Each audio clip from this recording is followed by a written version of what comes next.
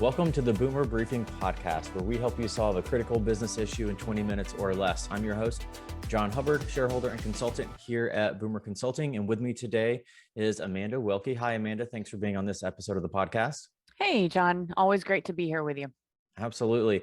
Amanda is one of our technology consultants here and process consultant, as well as some other areas of specialty. And I'm excited for our conversation today, Amanda, because as you work with firms in the area of technology and process improvement and all that comes along with that, you talk a lot about firms and organizations building a process improvement team. So the topic of this episode is your process improvement team.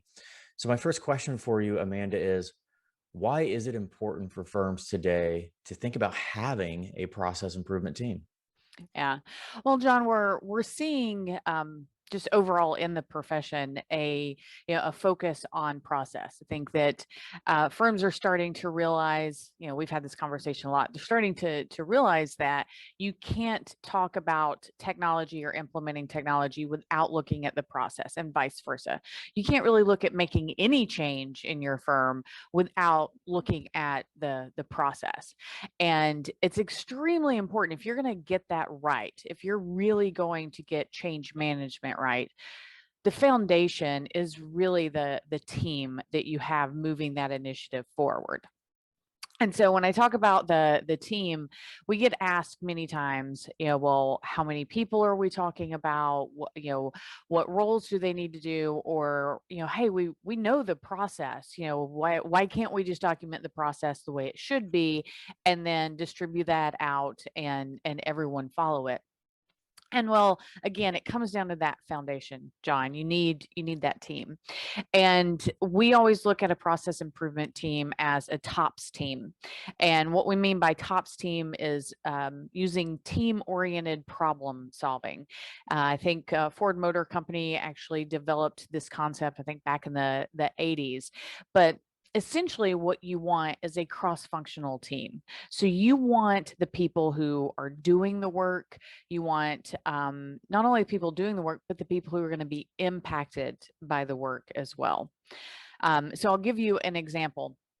John, when we talk to firms about a tax compliance process improvement project, you not only want to include the people who are in tax doing the work, but you also want to include, if it's an entity project, you want to include people from audit as well, because there's some overlap there. You want to include your admin folks or people who work in kind of the assembly portion of the tax process as well, because they are part of it also. And what that's going to do is it's going to make sure that you are incorporating how these changes are going to impact the entire firm. And that's important for a few things, the success of the change, but also it really starts to build buy-in, and you'd be surprised the insight that you get from those folks who are kind of on the outside edges of the process. Does that make sense, John? Yeah, it absolutely does. And I think you hit on several different things there related to the why. And you and I were just in a meeting the other day together where we were taking a look at a graphic, a slide called the continuum of value. And essentially it, without kind of dissecting it here in this episode, it just shows the diversity of services that a firm has today. And not every service is delivered the same exact way. And being able to really hone in on the processes is going to allow a firm to be much more efficient and effective and focus on value of, when they deliver those services. And a crucial component that you're highlighting here, and I love this, is the fact of the team aspect of being around that process improvement initiative. Because as Amanda, I'm preaching to the choir here. Process is so much more than just a software or just a tip or trick here or there to make something a little bit smoother. It's more about the team and the approach and the continuous improvement you're taking there. So Ariana, she's also a co-process, consultant. So We get Amanda, that all the time, we John. get it all the time. Yes. Um, so with that in mind, speak to, a little bit more about the makeup of the team, but what does the life of that team look like? Yeah. And that's a great question. So the makeup of the team, you want to start, of course, there's no like sweet spot of, 10 or 15 or anything like that. It kind of depends on the initiative. You don't want your team to be too small or too large. I know that's not very helpful, but the makeup of the team, you want to have a team champion. And the champion, their role is to really clear roadblocks. So this is someone who is on your leadership team or, has the authority in the firm to again kind of remove those roadblocks. We like to refer to this person sometimes as the velvet hammer, someone who is going to be able to, set the tone at the top and hold people at the top accountable as well. And someone who's really going to, just as it says, be a champion for this change or this process improvement. Next, you want to look for a good team leader. And that's exactly what it sounds like. You want someone who's going to be able to lead the team, someone who's not going to necessarily do all the work, but they're going to herd the cats.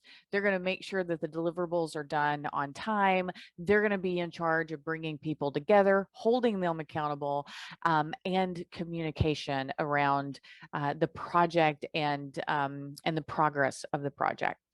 And then we really get into that cross-functional team, John. This is where you want people, those folks who are doing the work, those people who are kind of on the outside edges of the work. You want someone who is sometimes outside as well, because you want to include a facilitator. And you mentioned Ariana. That's where Ariana and I come in. Being from outside of the process, we're able to ask questions. Sometimes those seemingly, dumb questions, because we don't know, but asking those questions gets people thinking. Because we're not that close to the process. So again, to kind of recap, your team, you want that champion, that velvet hammer. You want that team leader who's going to herd the cats and hold people accountable. You want a facilitator who understands, the profession, understands the organization, but not necessarily too close to the process. And then you want that cross-functional team who's going to give you, again, those folks who are doing the work. That's a great opportunity for some of your up and comers. It's a great opportunity, or for possibly people who have worked in other firms and other organizations, and they can kind of bring outside insight as well.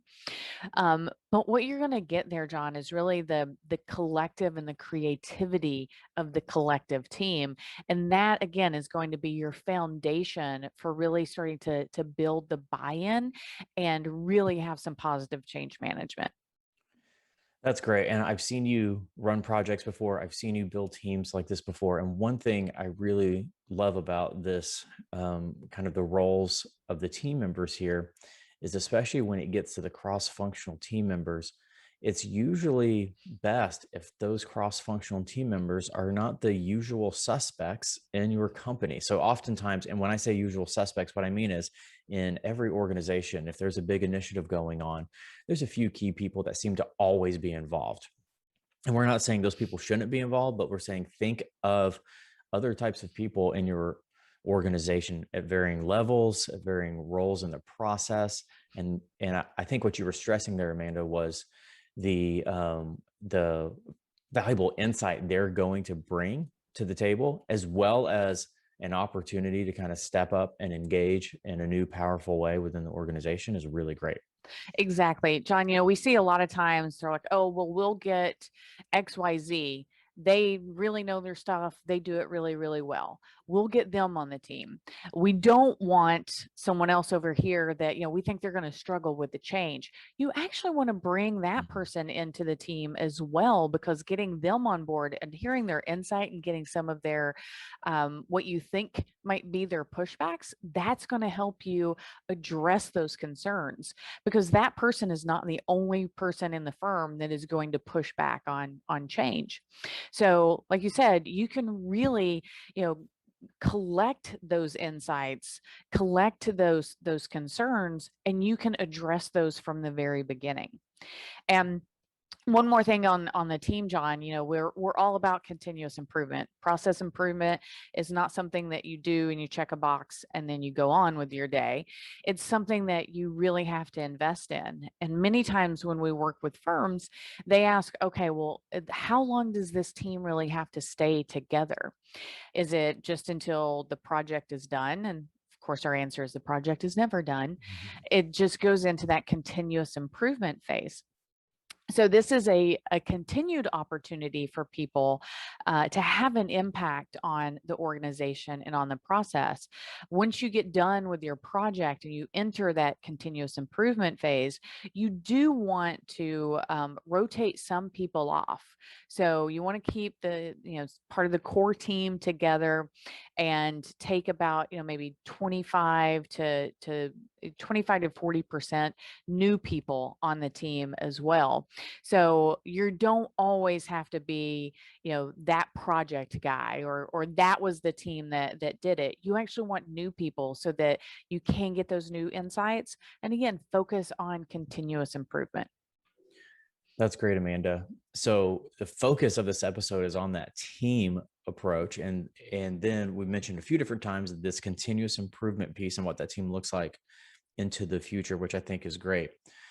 What are one or two ways in which, or maybe tips in which that team can operate? I mean, how do you see those teams successfully operating? I know you do keynotes on this and you do, 8-hour workshops, but just if you can boil it down to just one or two kind of key things this team does, how would you answer that? Yeah. Well, the responsibility of the team is to really come with an open mind, give positive, well, not always positive feedback. Sometimes there's some kind of Constructive feedback, probably. Thank as you. well. Constructive is exactly the word I was looking for, Jon. Yeah, you want that constructive feedback. So, but you do want them to have a positive attitude and really focus on what can be done, not necessarily focus on what can't be done. So you want people who are going to have that mindset, people who are excited about the change. And I think that's the key part, is the mindset of the team, and have them focus on continuous improvement. Yep. Nope. That's brilliant. It's all about mindset and attitude. All right. Mhm. So as you've worked with firms, through, a myriad of projects, and you've seen these teams be built and you've seen them operate over the course of a project and then into the ongoing continuous improvement stage, what are some of the successes you've seen firms have due to this? Yeah. Well, really, Jon, if you focus on building the right team, having that cross-functional team, again, that champion is going to clear roadblocks for you. So you're going to have the support, and they're going to set the tone at the top, which is, again, very crucial to the success of change within a firm. That team leader is going to keep you on track. Again, they're going to herd the cats. They're going to make sure that there's proper communication, not just to the team, not just to leadership, but to the firm overall. And then you're going to have that cross-functional team that really brings the insights, brings the great ideas and the collective creativity. And what you're going to get there is, again, that foundation. You're going to see more buy-in. You're going to see better communication. You're going to see faster change, more positive change. It's not going to feel like pulling teeth. The change is actually going to stick. And then as you move into that continuous improvement phase and the team continues continues, and possibly with a few new members, it's going to keep that momentum, and it's going to build off the success of that particular project. So it's kind of that snowball effect. There's no slowing down with change. Like, change is not going to stop. That's the one constant we have, is change. So this team is going to build momentum over time, and you're going to see that culture of continuous improvement and the culture of embracing change is really going to improve with your cross-functional TOPS team. That's great. And I think we all want that. So Amanda, for our listeners, we're about 15 minutes into the conversation here. Hopefully people are fired up about, having this team in place in their organization. What's your recommendation for when they kind of hang up on this podcast, that their next step be to move this forward? Yeah, John, they can always reach out to myself to talk about building a team if they have questions, if they have an initiative coming up and they want to talk about the team dynamics. I'm always happy to talk about these things. So I'm sure your next question is how they can actually contact me. Yes. Awesome. Well, of course, my email address, amanda.wilkie@boomer.com. They can also find me on LinkedIn or Twitter at Amanda Wilkie BCI. And again, I'm always happy to talk about these topics, John. So if our listeners have any questions or want to dive a little bit deeper, I'm always here to talk to them. That's great. Thank you, Amanda. And that concludes this episode of the Boomer Briefing. Amanda, as always, thank you for being on the podcast. My pleasure, John. Thanks. All right. And for our listeners, if you like this topic or these types of topics, we release new episodes every Tuesday morning. We have not missed a Tuesday morning yet, so feel free to subscribe, and please anticipate the next episode next Tuesday. Thanks so much.